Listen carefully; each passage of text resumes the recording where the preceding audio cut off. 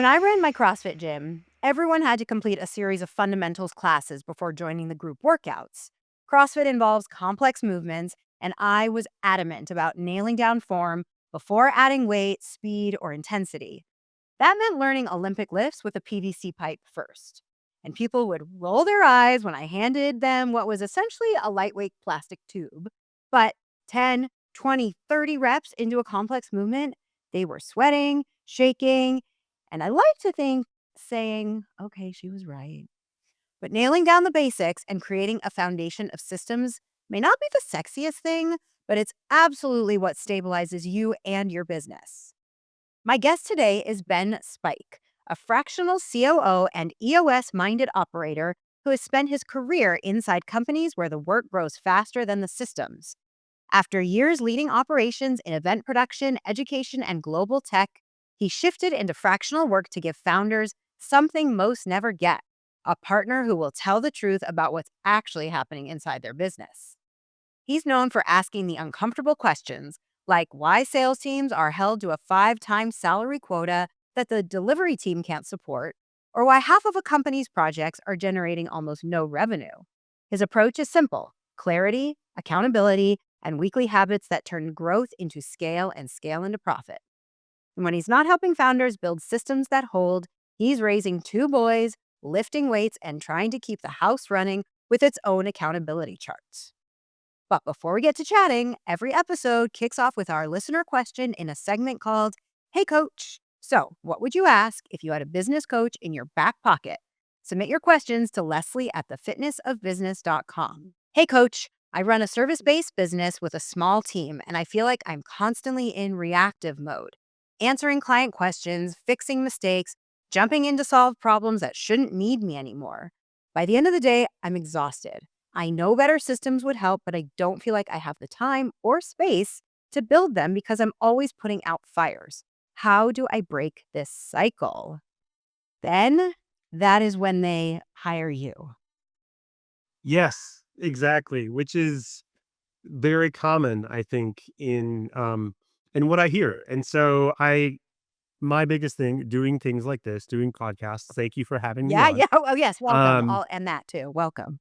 yes, all of those things, all of those things.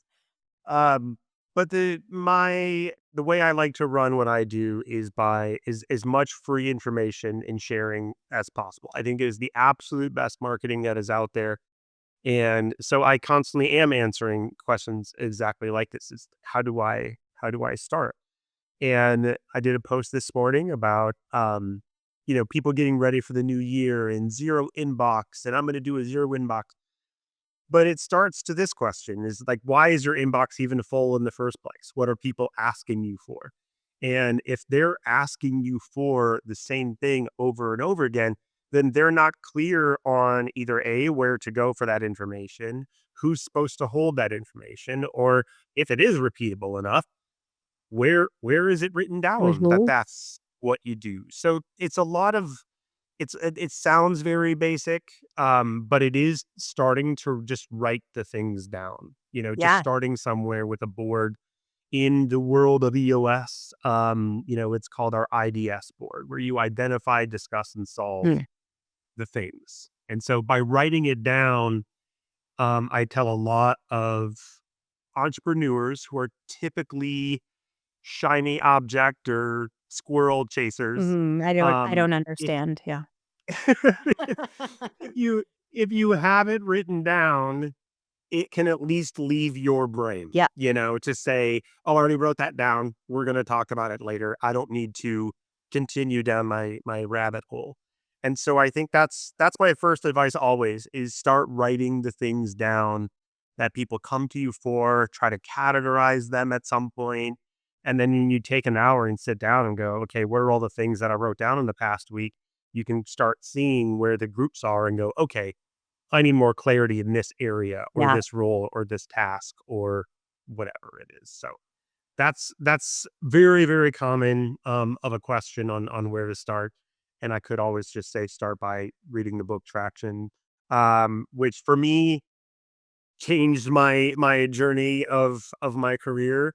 but there's many of them out there, so that's just one of them that I enjoy. Well, for people who may not be familiar with it, what's the premise of Yeah, traction and why did it like resonate with you so much? right. Traction. So I got to it. I came in as a COO to a company, and the CEO and I we're both big book readers. And so we would always kind of text back and forth, like, have you read this? Have you read that? And he goes, hey, have you read Traction? And I said, I haven't. I got it. I started reading it Saturday morning and I finished it Sunday night.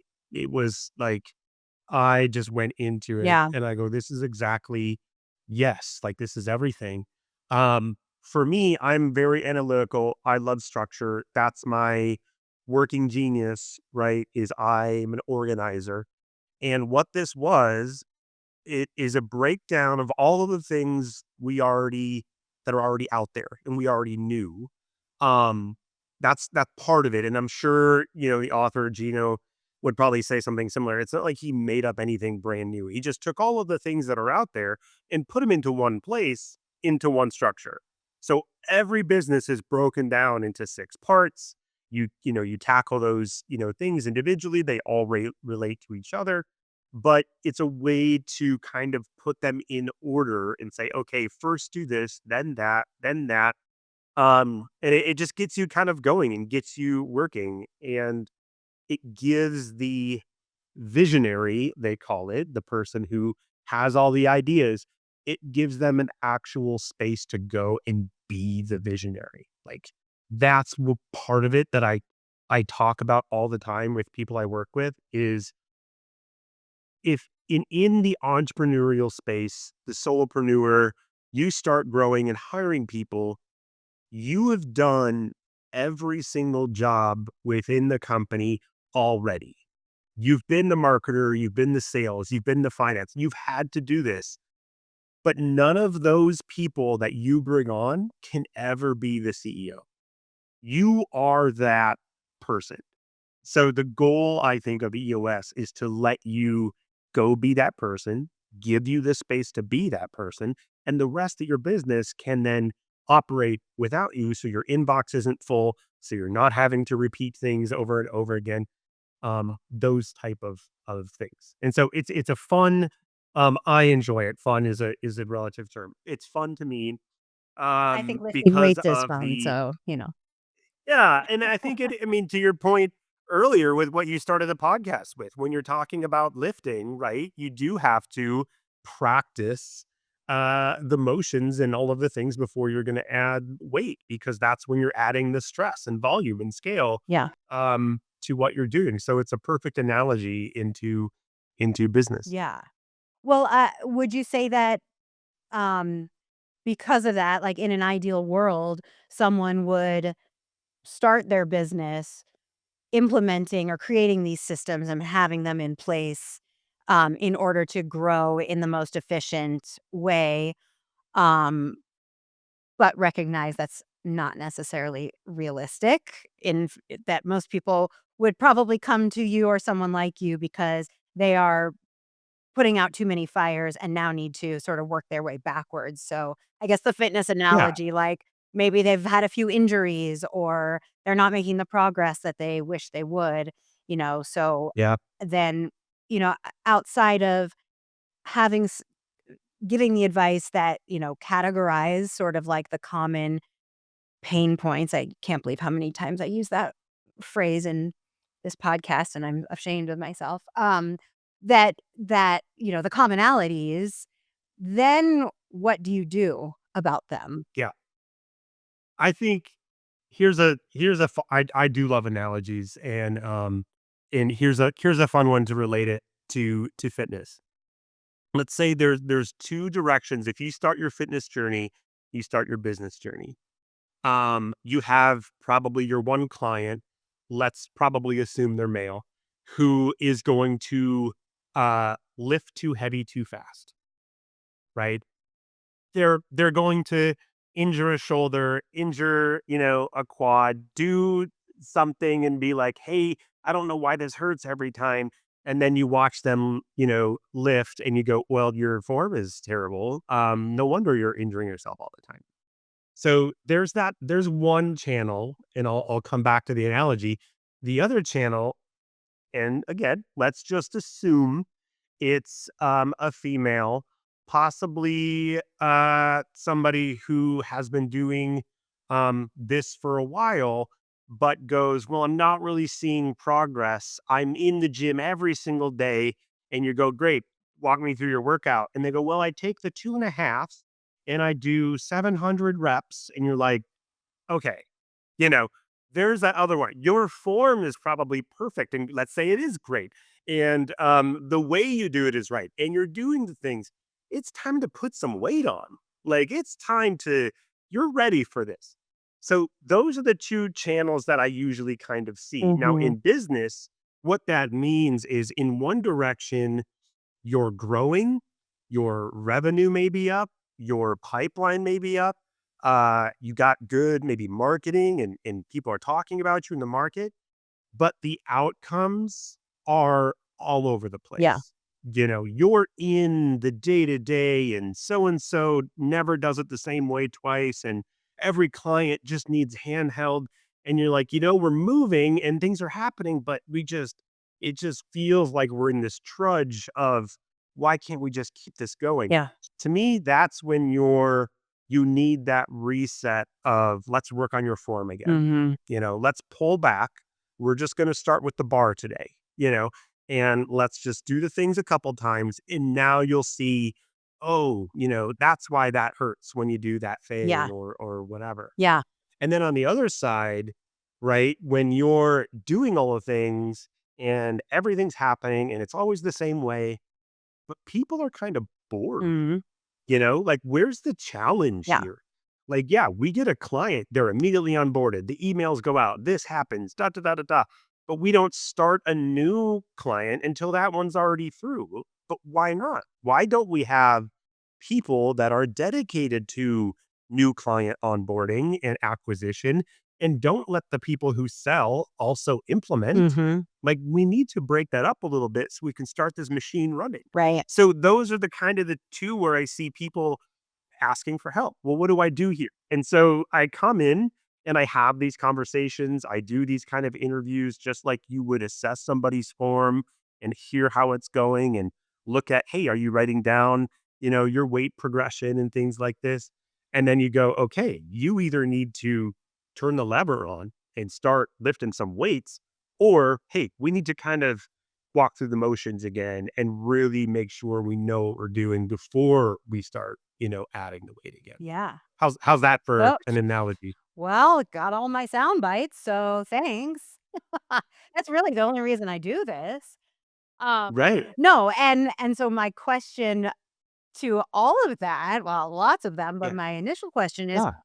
who of those 2 groups is typically more receptive to actually making the changes? Oh, the ones who everything's working and it's just not fast Yeah. enough. The ones in good form already are definitely like, hey, just let me know what we need to do Mhm. different because they know they can fall back on, Mm. if anything doesn't work, I know what at least was safe Yeah. and stable. The other ones I think have this almost a bit of, and it's funny how true this is to probably to the similar problem in lifting is there's an ego. There's an ego there, Yeah. I did mention I had and a CrossFit gym, right?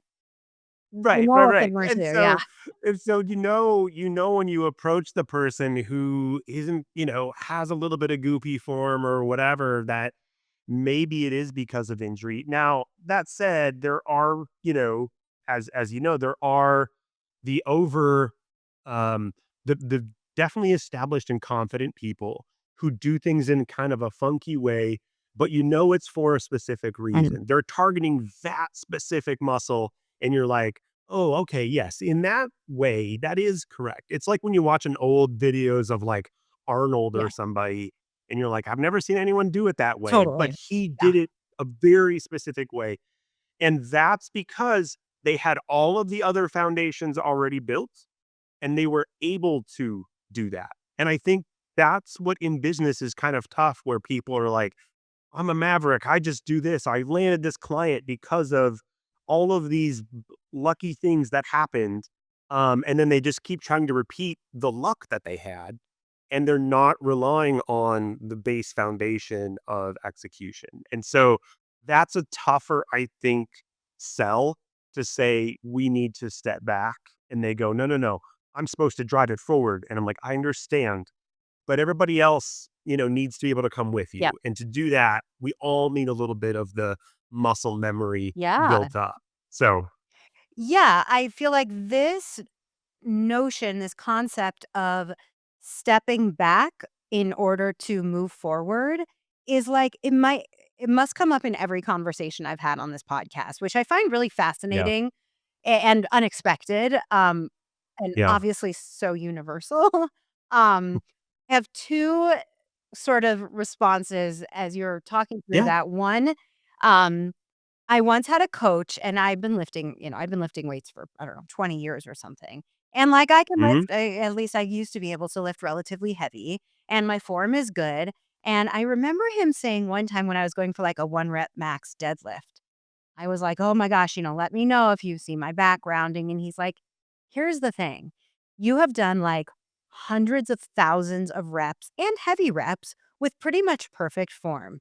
If you go for this one and your back rounds a little, he didn't say these words, but like you've kind of earned that and it's okay because you've got that foundation." And I was like, "What?" But right, like, Yeah. I'm probably going to be Hmm. okay because the foundation was so stable. The other thing I was Yeah. gonna say is I'm sure you haven't listened to all my episodes, but I did Hmm. do an episode where I talked about boundaries, and it's really interesting.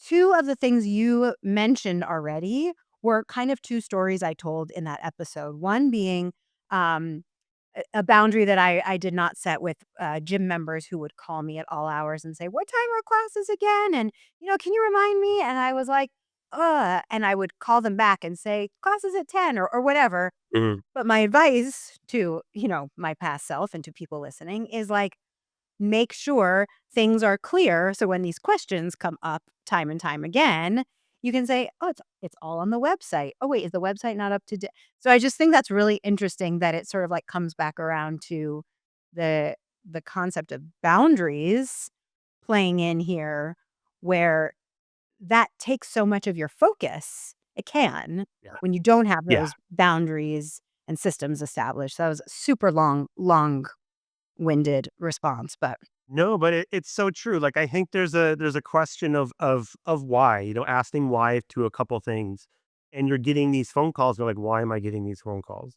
What's the thing? And you can look at that. And my analytical data brain loves that because it's like, well, if you write down all the reasons for all the phone calls and then you review those, now you have a data set of why people are calling you. And that's so true. Like to that statement, and then why, we talk about like this morning. I wrote the thing about zero inbox as well. It's not just creating all the rules and filters to get a zero inbox.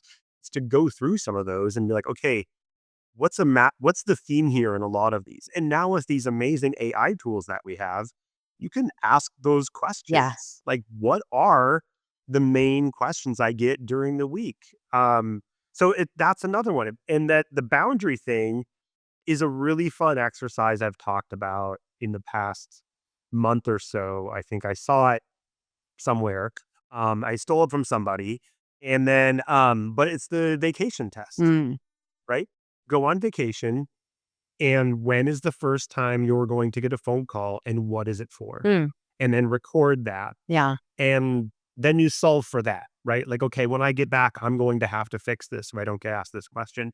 And the more you do that, the fewer things you start getting asked for. And you can do it not even on vacation. You can just say, hey, everybody, I'm going to be out for a couple of days and work from home, be working, and then just see when your Slack pops up or when your yeah, Teams pops up and says, okay, what did they reach out to me for? Why are they doing that? yeah. So it's a lot of the same, Hmm. the same kind of idea. Well, that almost is like the antithesis of what I said earlier about putting these systems in place at the beginning, because in the beginning you don't have data. And I think Yeah. like just saying the word analyzing data can be very intimidating to people. When you put it in terms like look at trends and ask AI to analyze the emails, I think that removes some of that intimidation factor. Yeah. No, I do say I like to nerd out on those things, and I think one of the call it superpower, I feel like is too ego driven, but it's one of the things I do enjoy is to try to like bridge that, that office space comment of talking to the engineers and the customers, Mhm, right? Like, why don't they talk to each other? It's because they can't. They don't speak the same language. And so you have to have a few of us who can kind of sit in both mhm. worlds and go down and dive into an Excel sheet and create some analytics and then come back out and go, okay, here's what we need to talk about and here's what we need to address in a language that people can understand. And when they do want to say, okay, why do you mean that? Then to say, well, here, let me show you this graph and you can see, these sort of things happen. So those sometimes it is just finding those people that could have those conversations and kind of do a little internal audit and then Mhm. come out with like, well, here's where the things are. So I think it's a lot of that. I know people say like I don't have any data, and I'm always surprised about how much like they do. It's Right. not to them, it's not visible, it's not what they're used to looking at. Yeah, so it's almost like putting it in a language that they understand, and maybe it's not Yeah. data analytics because that to me is like, ugh, I don't yeah, don't run it through. I took a data analytics class in my MBA program, and it was I mean, the professor was pretty terrible. But he, like, was, like, speaking a different language and run it through R, and I was like, Mhm. Mhm. I'm a solopreneur, like, I will never need to know this. So, it's like it's the same as, like, someone who doesn't have a good grasp on, finance, put it in Yeah. a language that makes sense so it can tell a story that makes sense and that I know what to do with Yeah. it. Yeah. Absolutely. There's so many instances of that. I once found, and I said it in my intro, but I once found I was doing a quota the next year's quota setting exercise for the sales teams, and a lot came out of that deep dive. But one of the things was I wanted to understand where are we were they were selling products and products that was like a project based thing. And there was a number of hours that the development team, would have to put into it. And so I started looking at, okay, how many hours are they putting into these things? And what was that revenue we got from that project? And when I put those things up side by side, I was like, well, maybe there's a way that I can tell a salesperson how many, um, how large of projects they need to sell Mm. in a Mhm. year. Like if you sell this many small ones, this many large ones, that's about what you need to do. And so I just started kind of playing with how do I get that to work, and then uncovered that 50% of the hours of the projects were only equal to 5% of the revenue for the year. Mhm. I'm like, whoa, this is Yeah. a massive piece of information. Yeah. And so I went back, we readjusted, we increased their minimum engagement fees, like all of these things. But then all of a sudden, the production department got half of their hours back in a Mm. year. Like, Yeah. amazing. And the company would only lose about 5% of the revenue. But what happened was the sales teams then went to those lower entry clients when they would come in and say, hey, sorry, our minimum engagement is much higher. Do you have other stuff that you'd need that we could possibly do? We also do X, Y, and Z. And they went, wait, you do those things? Yeah, I need those things too. Yeah. And so every single sale now just started becoming higher, a higher volume, a higher revenue. And Q1, we hit our targets and all of the fun stuff. Boy. But it was only because I could, again, sit down, dive in with a CFO and get nerdy in the numbers and then kind of zoom back out afterwards and say, okay, here's the story that I found. Yeah. And then we kind of were able to tackle it. So it's fun for a certain type of person, right?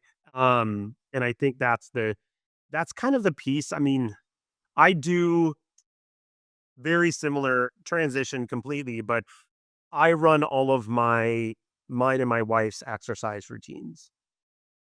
I enjoy doing it. I enjoy putting it together. I enjoy looking at what we should be lifting and da da da, all of these things. It is so funny because she just shows up and is, what are we doing today? And she's enthusiastic and she loves it. But she is not, I'm gonna go, well, it depends on, what you did last week. She's like, I have no idea, you know? Yeah. So I am the one who's like, okay, here's what we're doing. We've taken a health break, for a couple weeks. And so she's sitting in bed this morning and she wakes up and she goes, okay, I'm going to go lift weights today. And I was like, no, no, no, you're not. No, you're not.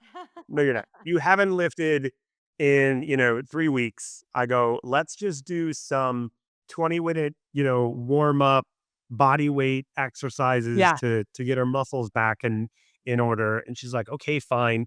And then, 10 minutes into it, we're both just sweating and we're like, oh my God, thank God we did this. Yeah. Uh, With the PVC pipe. sorry.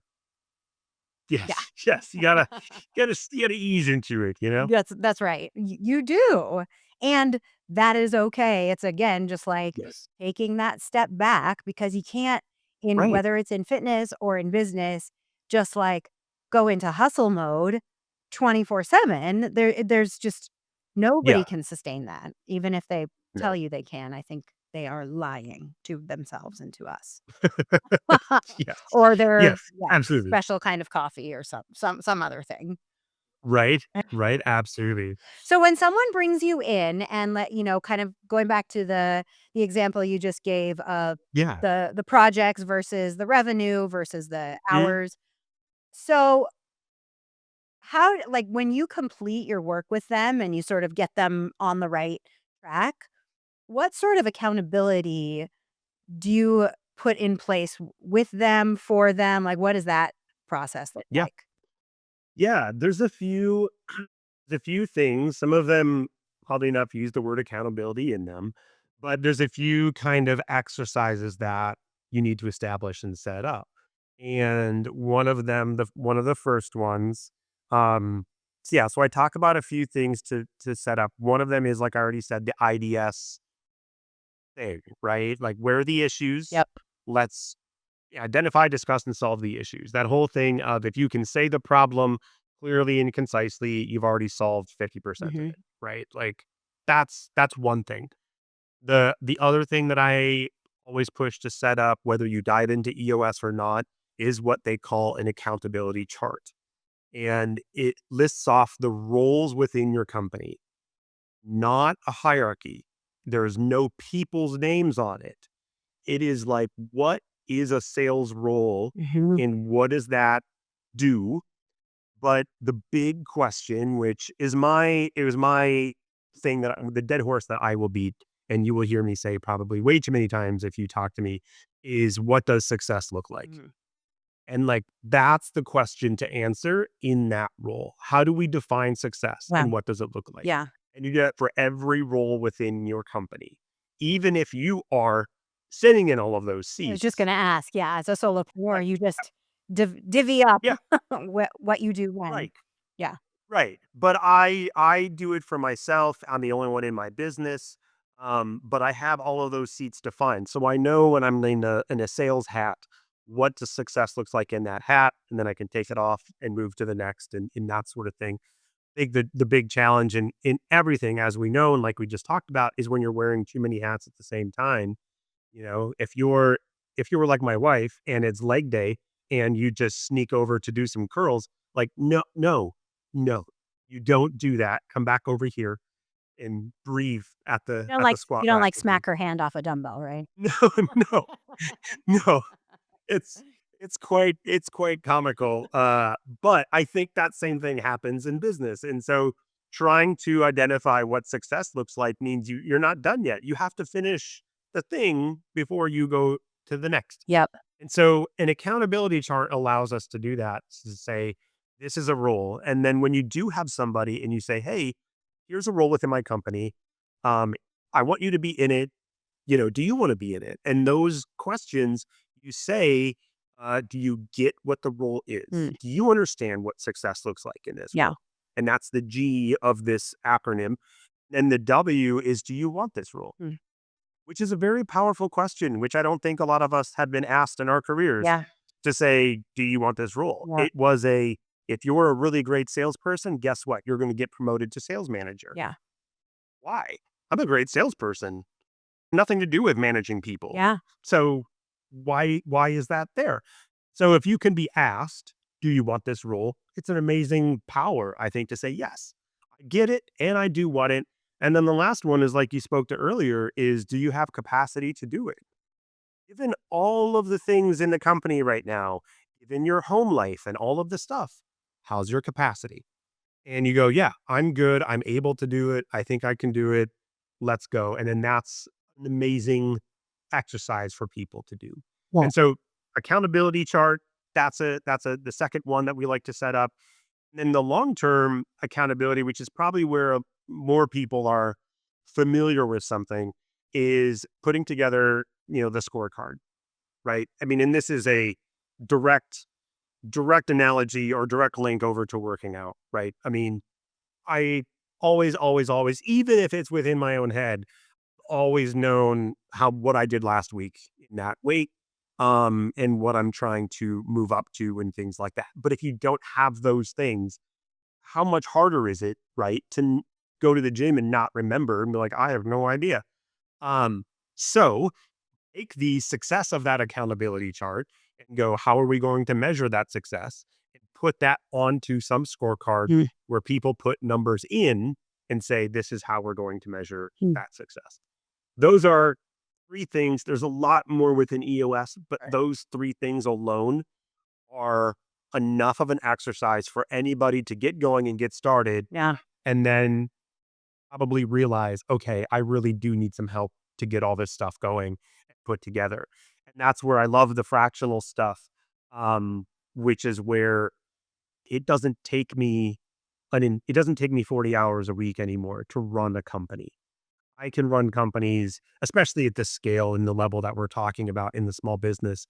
One day a week Yeah. is enough to get all of this stuff together. And then my other goal is to not even work in your company forever. Like, I don't want to work in your company forever. It's usually a 6 to 9 month kind of, project where quarter one is stabilize, set, get ready. Quarter two is execution, proof that it's working. And then three is handoff. Mm. And I go, who in your company is going to do what I do? Let's train them up. Let's get them going. And then I'm going to slowly kind of back away, Yeah. while you guys take off. Now it can definitely go longer than that. I know people in my space who've been working with clients for 2 years just because they really mesh well. Sure. But for the most part, that's kind of what happens. Yeah. I mean, is that how you measure success for you in that role? Yeah, I say it all the time. Like, I'm not doing my job if I'm working there that long. Yeah. Um, there's a plan and that can shift and all of that stuff, but some point there's enough work to do that you need a full-time person. And that's something for me to monitor, with my own tracking of everything that I do. When I get to that, hey, this is consistently 10 to 12 hours a week. Um, it may be time to either move some things off or transition to somebody who's already in your company doing it. Yeah. And at that point, I'm hoping your revenue is reflective of that and all of those other things as well. Yeah. So, Quick pause. I was that kid in school whose notes everyone wanted to borrow before the test. Color coded, organized, the whole deal. I'm still doing it, but now for entrepreneurship instead of AP Bio. My Substack is basically me sharing my notes with you. The podcast gives you the big ideas. My Substack shows you how to implement them. Step-by-step guides, templates, and real stories from the trenches. Subscribe for free at leslieboyce.substack.com. That's LESLIEBOYCE. And let's take this from theory into practice. Because knowing you should hit the gym and actually getting there to do the reps are two very different things. Is there anything that you find particularly challenging to implement yourself that you, I guess, preach or help companies with? Like where's your biggest pain point? There you go. I'll say that. My biggest pain point. Um, yes. Um, not massively. I think the great part, and this goes back to, I said it very briefly about your capacity in your home life. And I'm sure this has come up on your podcast before, is that work-life balance piece. And I do think it's very misunderstood a lot out in the world of what that means. Mhm. I think people try to put a number of hours against it. And I do not think work life balance is measured in hours. Mhm. I think it is measured in the support you have at those two different things. Yeah. So I have a very strong support system at home. Like we have our 13 years of marriage and my best friend, just all of it, right? It is great. And it is one where we have this, I think I put it in the form, like we're habitual movers because uh whatever mama wants, mama gives. And when she has the idea, she is my visionary. She is the one with the ideas. And I go, great, this is how we're going to do that. Mhm. And I have no problem doing it. And we love to live in different places. We love to experience different things. But that also means when and say, hey, I'm going to start my own business. She goes, okay, we're going to, we're going to make this happen. We're going to make this work. And so even though she's not in my business, I have my own scorecard. I have my accountability chart, which is all me. And I don't have my there's no second in command for my visionary capability. So once a week, her and I sit down and I just tell her everything that's going on in the business, the things that I'm supposed to be doing. If I did them, we go through my scorecard, all of that stuff. And she just goes, oh, okay. Mhm. There's nothing really that I need from her, Sure. but it is just somebody that I'm accountable to say, here's what I'm doing. Here's the effort that I'm putting in. Um, and so we go through that, and it's a lot of fun. I did make her sit down for a 3 hour vision project of what our family's core values were. Your the original Um, company. oh my god, it is absolutely hysterical. She thought it was the funniest thing, but she absolutely loved it. And I mean, we got to sit down and said, okay, what are the goals for our family? What kind of family are we? Which is where we came up with our rule that we do one thing a day. And that's our rule. So we know that we get overwhelmed and Mm. cranky and all of that stuff when we have too many things happening. Yeah. And I have family that's close by, so we sometimes get sucked into all of these different things, but we have our rule of nope, that's our one thing. We already did our one thing today. And then we have to kind of take a minute and go, okay, is this second thing worthwhile? Yeah. Do we need to do? So yeah, in my own struggle, I think it's not that I don't have challenges and stuff like that, but it is great because I have such a structured support system at home. So my work life balance can be working 60 hours a week if needed. Like that's okay, and that's still balance because I know at home I have support and that sort of stuff.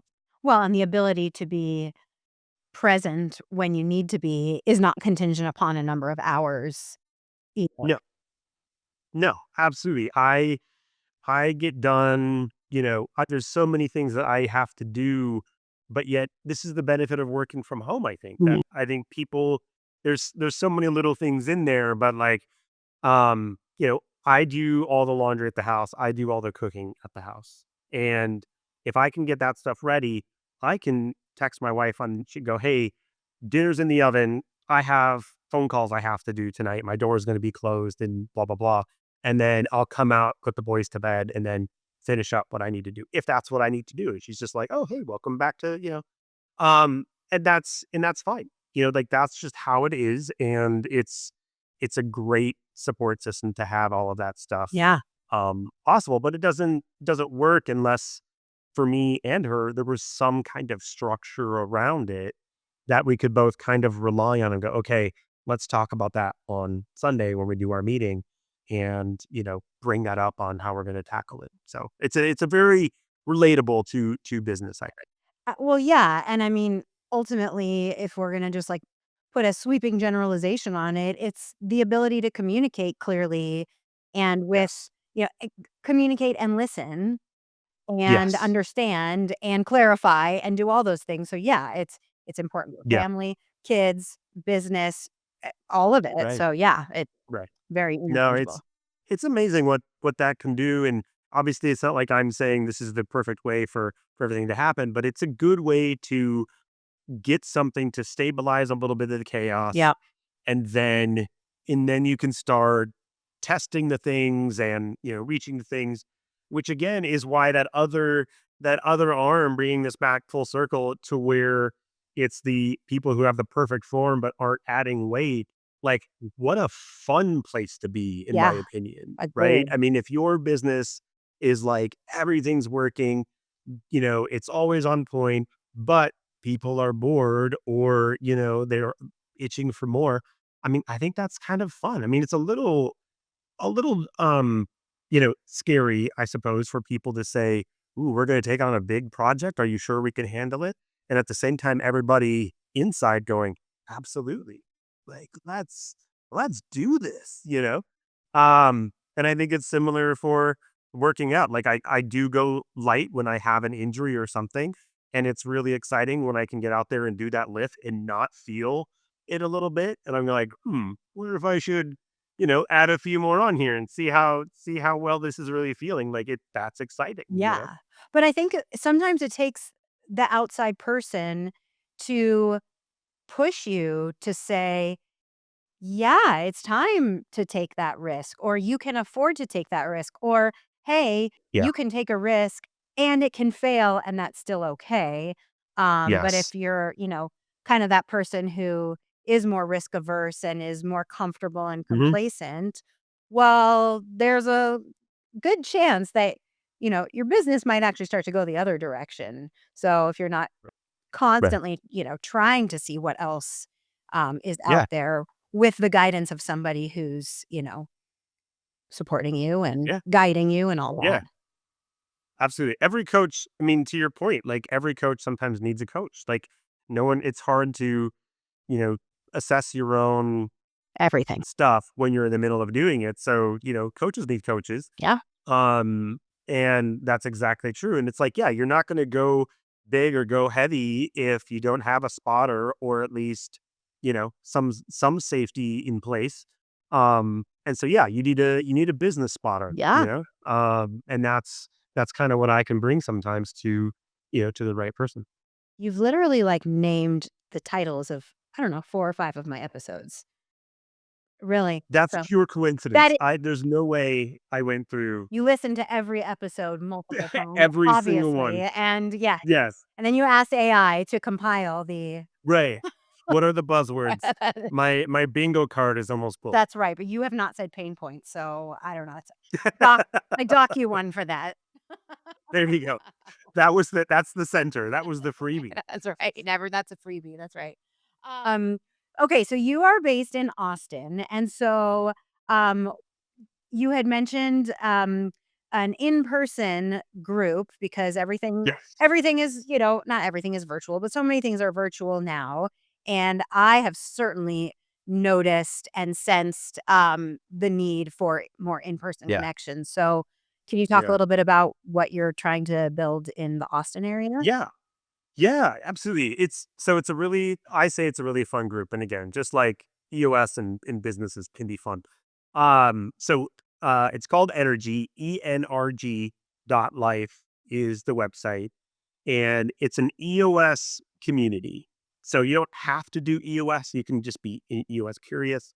You can be a business owner who wants to see if it's something for them, whatever. But there's two chapters that you can be a part of. One is the national chapter, which is completely virtual every single month. And you go in, and it is not networking. It is not elevator pitches or any of that stuff. It is bring a problem you're trying to solve to the group. And so when we're in the national chapter, there's usually 75 to 100 people on the call.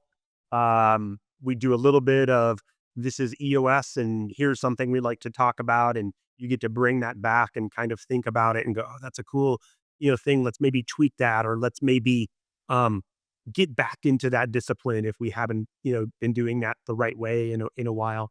And then the bulk of it is, okay, raise your hand. Who has an issue? And you raise a hand and they put you in queue. You type it in, they throw 10 of them on the screen and they say, let's take that one. And then you go, whose issue is this? And you say, well, here's the issue. And then everybody is allowed to unmute and raise their hand, to orderly, of course, offer advice. And you go, here's what I've seen. Here's what I've done. Think about this, or you think about that. And as soon as you have enough to go, okay, I'm going to go, check some of these out, you just say, I'm solved. Thank you. And you go to the next thing. So it's a mastermind group, not a networking group. And there are local chapters all over the US. They're popping up. It just started this year, and Austin didn't have one. And so I've been doing tons of local networking, and there are great local networking groups that are networking groups when you're Yeah. trying to meet new people. Not that you can't meet people here, but it is not networking. And so this is come in, uh, see what EOS is about. If you're running EOS, I think it's great for both the visionary and integrator to come in and um, freshen up skills or talk about things that aren't working within your EOS journey, and then help, get some advice Yeah. on solving or offer some advice to other people. I mean, it is amazing to get in there, and this is one thing I love about EOS, which obviously other operating systems are probably very similar, but I do love about EOS, and I've talked about it on other podcasts, is the humility that comes with it. Yeah. The being a humble and vulnerable person to say, I know I'm supposed to have all the answers, Mm. but here's what I'm trying to deal with right now. Yeah. And someone just go, awesome. Here's some advice. Here's what I think. Or, hey, while you deal with that, why don't I take these other things that anyone can really do and I can help out with? But why don't you go deal with your thing Yep. and then we'll meet up again next week? Yeah. Um, it's a very amazing experience, and maybe it is some of like having worked out and lifted weights for 20 whatever years it's been, um, to be able to you're working with somebody else and they pick up the 45s and I pick up the 35s, and okay, but I mean, I can't fake the 45s, they're gonna they're gonna see that it's that I'm not lifting 45s right now. But everybody's also a different place in their journey, and so you kind of have to just, be okay with that. Well, I completely agree because all of the group coaching programs that I have run are Mhm. very much rooted in it doesn't matter where you are in your business, it doesn't matter what industry you're in. When you all get together, you will Mhm. share common challenges. And something that Yeah. is a challenge for you right now is likely something someone else has gone through and maybe can provide at least a perspective that you hadn't considered because, as you Yeah. said, you can't think Yeah. outside your own, you know, Yeah. walls, and that's totally Yeah. normal. So I completely agree. That's exactly how I approach my group programs as well. Yeah. Yeah. It's so fun to be able to share ideas. And Mhm. I think it's one where I kinda Traction was one of the books. The other book was these books by TSIA group, and they're about SaaS modeling and stuff like that. So it's very a software as a service kind of structure. And I read those when we were not I was working for a software company not built in a subscription way, and I read them and I'm like, "Oh my goodness," and I still will read them and reference them today, but they do talk about a different way to build the team when you're in that renewal Mm. subscription business. And when I talk to companies, I ask them how they're structured, and I just have that lens of recurring business. I think we all know it now needs to be, on someone's mind. Yeah. It doesn't matter what business you are, come up with some way to sell something over and over and over again to the same person. And when you can do that, your team dynamic and structure needs to shift. You cannot have the person selling it, delivering it and renewing it all be that same person. Um, and so sharing those ideas like that with industries that don't have that, is really kind of, I think, fun and magical when a group goes, wait a minute, what if we did it like that? What if we sold this way or, did things this way? And then it works or, it doesn't work, but you kind of find then your own thing, that, okay, we're kind of a hybrid. We're in between. I think that only happens when you're vulnerable enough to say that you don't have all the answers. And so let's figure out what other people have done. Exactly. No, totally agree. Well, Ben, where can people Yeah. find you? I am LinkedIn, of course, is I'm on there all the time. I'm very active on LinkedIn. I think LinkedIn's a great network for professionals. In just the sense of like you can kind of find the authentic people on there. You can also find the When the age inauthentic people on there. Yes, exactly. You can I think we're starting to learn to read Yeah, the AI part of things. And so, I mean, I do use a lot of AI, absolutely, but I do sure. type everything up as well. So it's like this hybrid, like help me with the ideas, and then I go, I don't like that idea. I'm gonna write this idea. Exactly. But having a thought partner is great. So I do a lot on LinkedIn, which also means I have my Facebook, I have my TikTok up there as well. I just have my website at spikeconsulting.com, which kind of gives everything. But those are the major areas that I play in. And then of course Austin, anybody in the Austin area, I do a lot of local networking. I love meeting people one on one. I love doing one on ones and just talking. Again, I will share all of my playbooks with anybody who wants to sit down and listen to my playbooks. Um, they're fun to do. There's enough need out there in the small business startup space that, no one's going to take what I have and then, you know, put me out of business. There's enough for everybody out there to help each other. So I am absolutely happy to just share if anybody wants to connect. Awesome. And I will link all of your things in the notes. All of the All things. the Yes. things. So I start every episode where I have a guest. Well, I start every episode with my "Hey coach" question, but every episode where I have a Yep. guest, I end with this question. We Yeah. basically talk about how running a business is like a workout. So, what is Yeah. one business strength or habit you wish you had developed earlier in your career? Um, Business strength I developed earlier in my career. I just posted about this and I'm still really bad at it.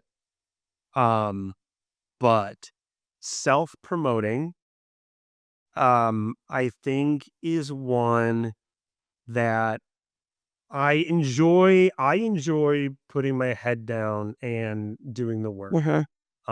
I joke that uh my business card just should be like doer of things, right? Like it's always just one where it's like I'll just do it. And I think a lot of solopreneurs and entrepreneurs, like we have that mentality of like we're just going to roll up our sleeves and kind of do this stuff. Yep. But I do know a lot of people that are above it, right? And they don't want to do it anymore and shouldn't have to. And I think those are kind of different, but I do enjoy doing it. Um, but that being said, when it's done and when it's awesome and when it works, I go, great, what's the next thing? And I don't take that time to kind of write it down or at least, market it, even internally to say, hey, this is what I did. It's pretty cool. Mhm. Like you guys should be pretty impressed with what I did. Yeah.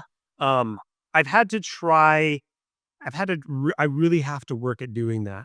I really have to think about it, and, the the the part that I think has worked a little bit is in EOS particularly, there's what they call rocks, which are just goals, and so you say, "Here's my goals for the quarter, and here's how I'm gonna measure those goals throughout the quarter." That's helped because then I can always have something, a data set to bring this full circle. I have a data set to go look at what I did. Like, there is no argument, that this, was good or not good. I have proof that here's what I set out to do and here's what I did. And if those things are equal, then, I deserve a pat on the back or a raise or, that promotion or whatever that thing is. But it's hard to kind of on the spot go, hey, why do you deserve this? And just go, I don't know, because I feel like I should. So yeah, for me, I think that's the hardest thing that I've had to figure out, and I'm still not very good at it. I just did a post last week where somebody gave me kudos, and I was like, "Hey, thanks thank you for that. You're an amazing human." And then later, I was like, "I should probably tell people about that." Mhm. Like, it took me a minute to be like, "Okay, I'm gonna brag about myself." So I Yeah. think that's kind of been the latest thing that I'm dealing with is, how to jokingly, not be as humble as I usually am. So Right, because we have to be, and so now I will hold you accountable to yeah. bring it up Yeah, more. yeah, yeah. Please, I'll when I'm ready to brag, I'll Mhm. send you a Okay, message. please do. Absolutely. Awesome. Well, thanks for being here. This was great. It was great to Yes. chat with you. This has been so much fun. Yeah, So much and fun. if we come to Austin, which I do have friends there, I'll let you know. Yeah, it's a fun It time. is. I love the outdoors of it all, which is like you get that in Colorado. Like when we were in Colorado, it was definitely one where the thing that you did was you went outside and went hiking and found places to go. I also kind of joke is there's nothing else to do there. But it's an amazing outdoors to get to the mountains and even not all the way to the mountains, but to get anywhere out there, it was great. Yeah. And so then coming here, it was amazing because we wanted trees, Mm. we wanted to be at home with trees and we found them and they're amazing and we love to go on hikes and do that stuff. But the way the social scene has incorporated nature in Mm. Austin to where there's so many um outdoor venues that just are underneath the trees Oh, is nice. where they hang out and Wow. you can sit and just listen to the wind kind of thing. So that is what I found like is really really great about Austin is doing that kind of stuff. Yeah. That obviously the barbecue Okay. but yes, being outside is kind of amazing here. Yeah. Year round, Yeah. year Well, round. right. There's the difference is although I Yes. bragged about how nice our weather is here right now, we are going to get snow, I'm sure very, very soon. So, Right. It's Mm. it's great. I mean, I do love that part. My boys miss it, of going snowboarding in a T-shirt, I is an know. amazing ability to do. You True. can't do that everywhere. Sunscreen. Always sunscreen. Yes, absolutely. They don't tell you about that one, but yes, Yeah, definitely. yeah. Well, for listeners, if you've enjoyed today, subscribe, leave a review, share, do all the things, just like I'm going to link all the things. And we'll see you next time. Thanks, Ben. Awesome. Thank you.